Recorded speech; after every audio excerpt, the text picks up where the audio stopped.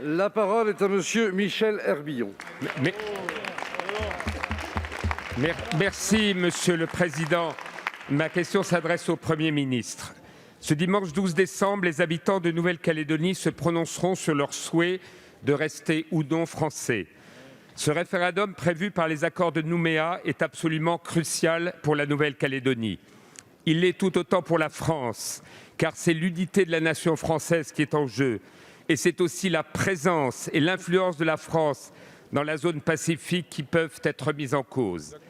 Si demain nous abandonnons la Nouvelle-Calédonie, ne doutons pas un seul instant que c'est la Chine qui accentuera son emprise, non seulement sur le territoire calédonien, mais aussi sur l'ensemble de cette région du monde.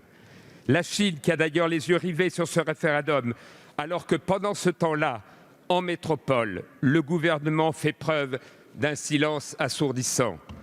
Je vous le dis avec gravité, Monsieur le Premier ministre, ni vous, ni le Président de la République n'avez, ne serait-ce qu'une seule fois, fait entendre publiquement la voix de la France en défendant la Nouvelle-Calédonie française. Votre silence et votre neutralité coupable sont d'autant plus incompréhensibles que la Nouvelle-Calédonie est un territoire d'une importance stratégique et que le Président de la République a fait de la zone Indo-Pacifique une priorité de notre politique étrangère.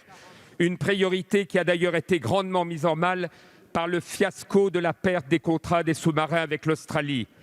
Monsieur le Premier ministre, alors que les gouvernements successifs ne se sont jamais privés de prendre position dans toutes les élections depuis 2017, il est inconcevable que le gouvernement reste muet sur un référendum aussi important. Au sein des députés Les Républicains, nous sommes profondément attachés à l'ensemble de nos territoires et de nos collectivités d'outre-mer qui font partie intégrante de la France. Nous avons pris nos responsabilités en défendant la Nouvelle-Calédonie française. Quand allez-vous enfin prendre les vôtres?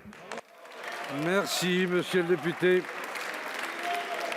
La parole est à monsieur Sébastien Lecornu, ministre des Outre-mer. Monsieur le Président, Mesdames, Messieurs les députés, Monsieur le député Herbillon, il n'y a que les parlementaires LR qui posent cette question ici à Paris. À Nouméa, le 5 mai 2018, 20 ans jour pour jour après la signature de ces accords, le Président de la République dans le théâtre de Lille a marqué sa préférence. Il l'a fait droit dans les yeux devant les loyalistes, les militants du non. Il l'a fait aussi devant les indépendantistes et les militants du oui. Vous pourrez répéter à l'envi que ce gouvernement n'a rien fait sur ce dossier. C'est faux. Le document oui-non que nous avons mis sur la table était attendu depuis plus de 20 ans et vous ne l'avez pas fait lorsque vous étiez vous-même en responsabilité. Alors, puisque vous semblez avoir des problèmes de mémoire, monsieur le député, je vous renvoie à votre vote lorsque Jacques Chirac, président de la République, a eu le courage de mettre cette réforme constitutionnelle sur la table et de geler le corps électoral pour cette élection. Vous avez voté cette réforme, monsieur le député.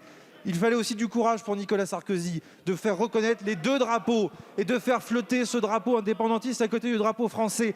Alors, vous, monsieur le député, qui siégez ici aux Républicains, ne soyez pas amnésique sur l'histoire de la droite et sur ce que la droite a fait pour ce dossier et pour la Nouvelle-Calédonie et pour la France.